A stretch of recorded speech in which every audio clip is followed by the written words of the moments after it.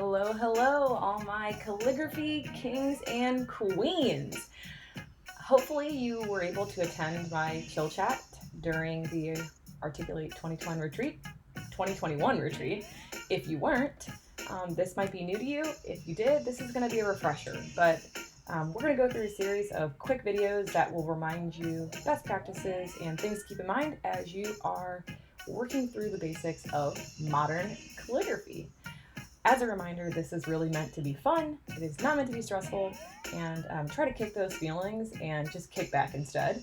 I think that we often, or at least myself, I can speak for myself here, get caught up in this idea that I have to be perfect, but I will tell you, after years of practice, you'll never be perfect because you'll always be striving for more. That's just because we're human. So kick back and enjoy this time as you start to flex some of those creative muscles and get excited, because I think this is a transferable skill that you can do if you need a little break from your desk, you want to make something cool and cute, if you want to hand address envelopes or whatever you fancy. This is the place to get started. So what you're going to need first is a Tombow Fudenosuke, it's Japanese. For any of you pen lovers out there, I'm sure you have a dense collection of, or an extensive collection of really neat pens. These would be great pens to add to the collection. Let me say this. These can be purchased anywhere. I did say you can get them on Amazon, but Michael's, Target, Walmart, pretty much anywhere has these pens. What's handy about them is they make modern calligraphy pretty darn easy. Let's talk about why. Remove your caps and put them on the back side of your pen, and draw your attention to the anatomy of this tip. For those of you who aren't pen enthusiasts, you probably never even thought about the tip of a pen. So no matter where you are in your pen experience, let me tell you what, this is a slick tip. Here's why. If you look at it on your paper, and again, I apologize for this homegrown video I'm making, so hopefully it's not too blurry. But watch as my pen hits this paper. You can see if I had it hold it at a complete side angle that's parallel to the paper, this pen will actually, why am I drawing a blank on the word? It will actually flatten against paper. So we've got like a very thin line, and then we've got this thick line. So it's a really flexible tip. Key in selecting any of the pens you use for modern calligraphy. I'm going to pull out another example that you can pick up at some of your local craft stores. These are also great, these brush pens. I'm going to tell you right now, this is not a great beginner pen. I'm only pulling it out so I can give you an exaggerated look at what this pen is actually doing, just at a larger level. So this too is a brush pen. I'm actually going to flip my sheet over so I don't mess up my lines, and I'm going to give you an exaggerated view of how this pen works. So on the upstroke, it's skinny, and on the downstroke, it's thick. Up, skinny, down, thick. You can see how my pen is feathering or fanning out. Again, pick these up later. Don't start here unless you just want to mess around for fun. If you are trying to do this on an envelope, I wish you well. So go ahead and tuck that to the side, and we'll get back to the basics. All right. Let's talk about why these drills are important. One, they're important because if you've never done this before, you need to know the basics.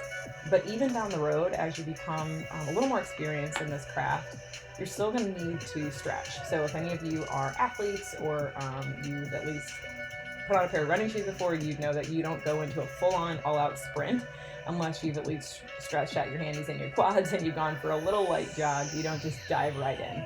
Same thing with calligraphy. If your hand's not warmed up, the muscle memory is not going to know where to begin. So let's warm up those muscles, or your hand muscles, or I don't know, whatever you want to call it, and talk about the basics of the strokes in modern calligraphy. So the thing that I love about this practice sheet is, if you've never picked up a pen before, if you don't even know what you're doing, they give you these really handy arrows to tell you where your pen should be stroking down and up. So we're going to actually start at the top row here on the downstroke. When making a downstroke, you've got a couple guides here, but the downstroke is going to mean you apply pressure. I don't know who here has taken any kind of formal handwriting classes with cursive, but if you recall, or you can dig back to those days of elementary school, you'll remember that they wanted you, or at least told you, to keep your paper at a slant. Same thing here. It's really helpful to keep your paper at a slant to keep all of your work flowing in a calligraphy swooping fashion. So let's just start in this row, and we'll just do a couple so I can walk you through it. You're going to hold your pen at an angle But you're also going to see that I don't have it directly perpendicular to the paper. I've got it at the side. So hold your pen to the side and rest your hand so that it's making a swift, smooth movement on the paper. And let's go ahead and start practicing. So hold your pen at an angle and do a couple of those downstrokes.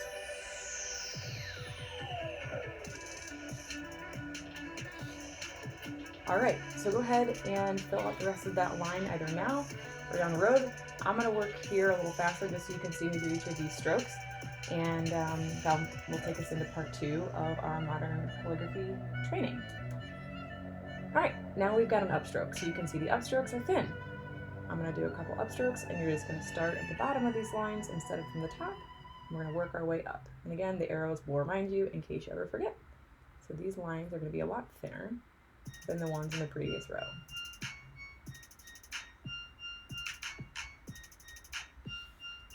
All right, moving right along, zigzags. This is a great start to connecting your letters. Again, we're not working letters yet, we're just working strokes, but you get my point.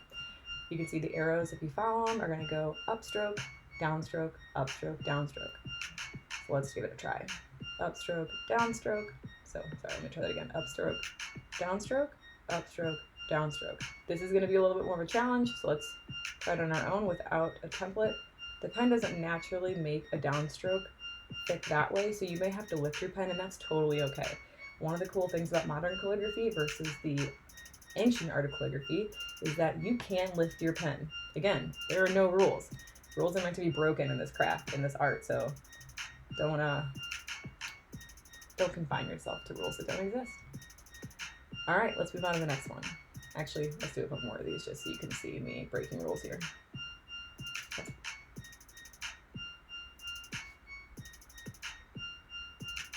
All right. Next line, we've got a squiggle. So again, arrows up, down, up, down. So let's try it out. Up, down, up light, down heavy, up light, up light, down heavy, up light, down heavy, up light. One more. Up light, down heavy, up light, down heavy, up light. So again, this is gonna come as a forced motion for you, but over time you'll actually start to overcorrect yourself when you feel that your pen's not doing the right thing. Let's work on some O's. So again, follow the arrows. We're starting heavy on the downstroke, lift on the light, down on the heavy, up on the up, down heavy, light on the up, down heavy, light on the up.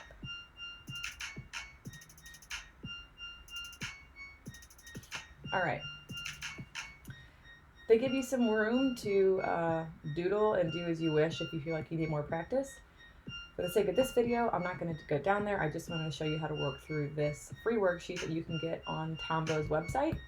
So if you need access to it and you need to put more sheets, I'll include the link below in this Rise block. Thanks, guys.